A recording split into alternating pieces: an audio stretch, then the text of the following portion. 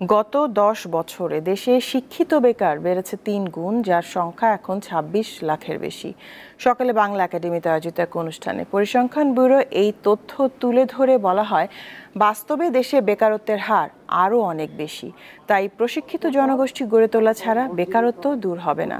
মেরামত আলাপ 2 নামের দিনব্যাপী এই আলোচনার আয়োজন করেন ভয়েস ফর রিফর্ম নামের একটি সংগঠন। দ্বিতীয় সেশনে আলোচনার বিষয় ছিল ঢাকার ট্রাফিক জ্যাম। এতে বক্তারা বলেন, সড়কের চরম বিশৃঙ্খলা নৈরাজ্য যানজটের প্রধান কারণ।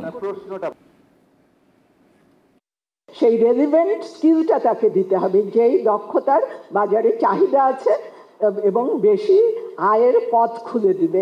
আগামী 3 মাস বা 6 মাসের মধ্যে করা সম্ভব, সঠিক পরিকল্পনা নিয়ে সঠিক দক্ষ ব্যক্তিদের মাধ্যমে। ঢাকা শহরে আমার চোখে কোনো ট্রাফিক জ্যাম নেই। আমার চোখে যেটা আছে সেটাকে আমি দেখি চূড়ান্ত বিশৃঙ্খলা এবং সীমাহীন নৈরাজ্য। তারা তো রাস্তার কোনো নির্দিষ্ট লেন মানে না, তারা রাস্তার মাঝখানে লেনে চলে আসে, ডানে লেনে চলে আসে।